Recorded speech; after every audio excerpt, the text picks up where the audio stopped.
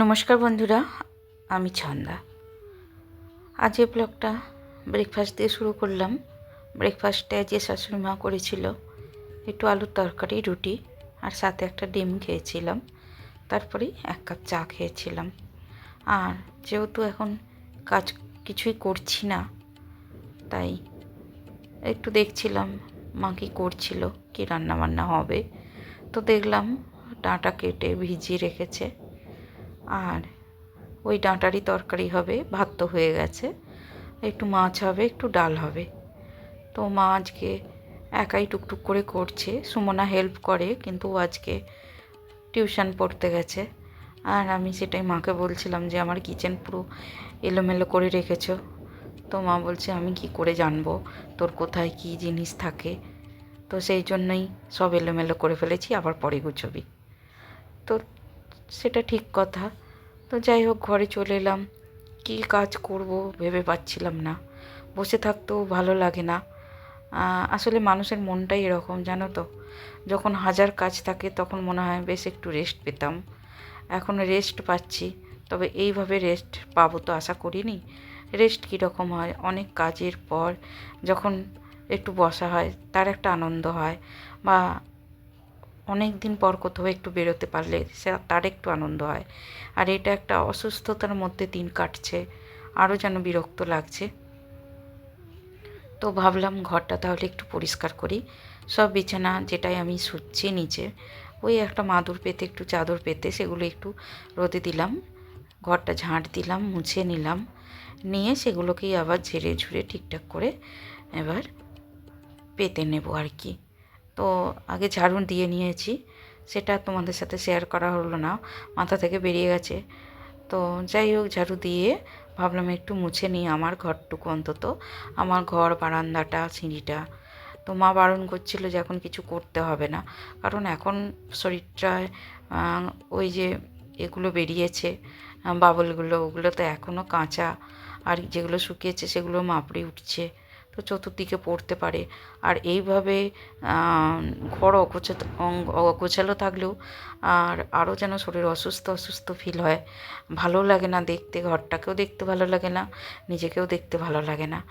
তো ঘর মুছে নিয়ে পরিষ্কার করে বিছানাগুলোকে ঝেড়ে আবারও পেতে নিচ্ছি। ছোট্ট করে এখন পেতে রাখছি, যখন শোবো আবার তখন একটু বড় করে নেব, তাহলেই হবে।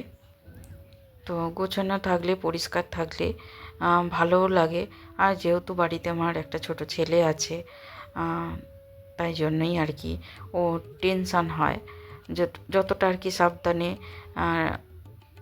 রাখা যায় সেটাই চেষ্টা করছি।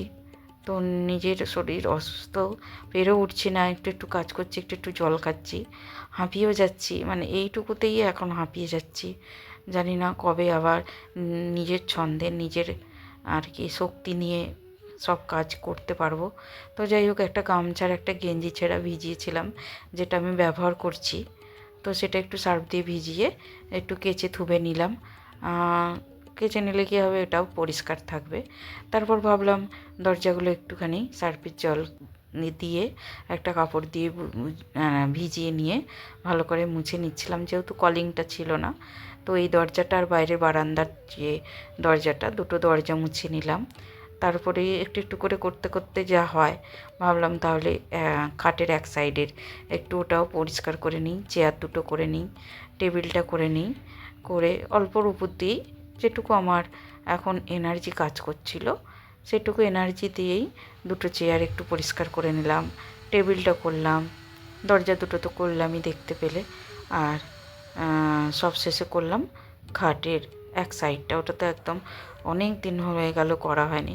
যদিও খাটের উপরে উঠবো না বলে খাটের ওই সাইডগুলো করিনি, তবে পরে করে নেবো ওটা। তো আজের মতো এইটুকুই কাজ করেছি। ইচ্ছা আছে কালকে একটু যে আমার ড্রেসিং টেবিল, মানে ড্রেসিং টেবিল ঠিক নয়, মানে যেটা আমি ওই টেবিলটাকে ড্রেসিং টেবিলের মতোই ব্যবহার করি, ওই টেবিলটা একটু পরিষ্কার করব, আর একটু আমাদের ঘরের একটু ঝুলটা পরিষ্কার করে নেব। দেখা যাক কত দূর কী করতে পারি, কারণ রান্নার দিকে তো এখন বেশ কিছুদিন যেতে পারবো না, কারণ সমস্ত শরীর থেকে যতদিন না ওগুলো শুকিয়ে মাপড়িগুলো খুলে যাবে ততক্ষণ আমি রান্নার দিকে যাব না। বর্মশাই বারণ করেছে, এক তো আগুনের দিকে গেলেই মাথাটা ঘুরছে, নিচে উপর দুবার করেছি, তাতেই কীরকম একটা হচ্ছিল শরীরটা। তো তাই জন্য ঘরেতেই হালকা পাতলা যা কাজ ছিল সেগুলোই করলাম। একদম বসে থাকলেও আরোই অসুস্থ ফিল হচ্ছে।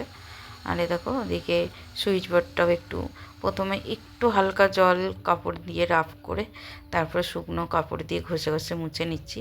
কলিংটা থাকলে বেটার হতো, তো যেটা ছিল যেমন ছিল সেটাকেই ম্যানেজ করে নিয়ে গুছিয়ে একটু পরিষ্কার করে নিলাম।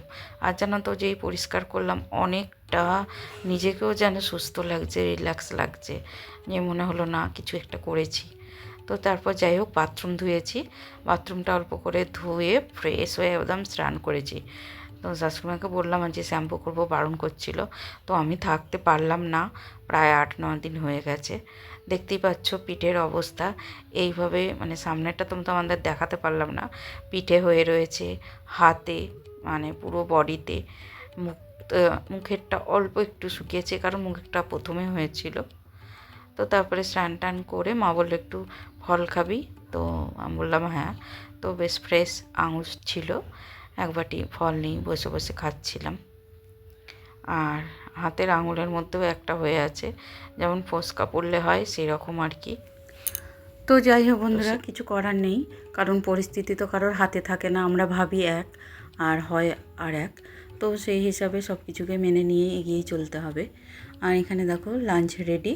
তো লাঞ্চে আজকে বললাম ডাঁটা আলুর তরকারি, মসুর ডাল আর মাছের ঝাল।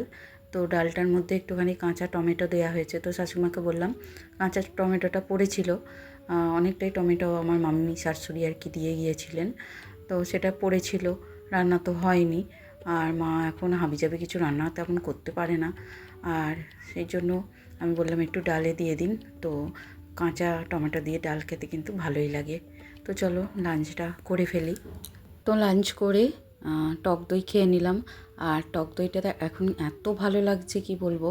আর টক দইটা যেন তো এখন মা ঘরের মধ্যেই দই পাচ্ছে, আর এত সুন্দর দই তৈরি হচ্ছে ঘরেই, যে কি বলবো। আমরা তো এমনি টক দই খুবই ভালোবাসি, আবার তার উপর ঘরে পাতা, স্বাদ একদম দ্বিগুণ লাগছে। তো যাই হোক সন্ধ্যাবেলা হয়ে গেল, একটু ঘুমিয়েছিলাম দুপুরে, টক দই খেয়ে একটু ফোন দেখলাম, তারপরে সময় অনেকটা পেরিয়ে গেছে। আর সন্ধ্যাবেলা তেমন কিছু আর ভালো লাগছিল না, একটু চা বিস্কুট খেয়ে। চলো বন্ধুরা, ভিডিওটা তাহলে এ পর্যন্তই রাখলাম। যদি তোমাদের কোথাও আজকের ভিডিও একটু ভালো লাগে, প্লিজ তাহলে একটা লাইক কমেন্ট করে দিও। আর যারা চ্যানেলে নতুন আমার বন্ধুরা এসেছো, তারা চ্যানেলটা সাবস্ক্রাইব করে আমার পাশে থেকো। যারা অলরেডি করে রেখেছো তাদেরকে অনেক ধন্যবাদ, অনেক ভালোবাসা। দেখা হচ্ছে খুব শীঘ্রই নতুন আরও একটা ব্লগে। ততক্ষণের জন্য টাটা।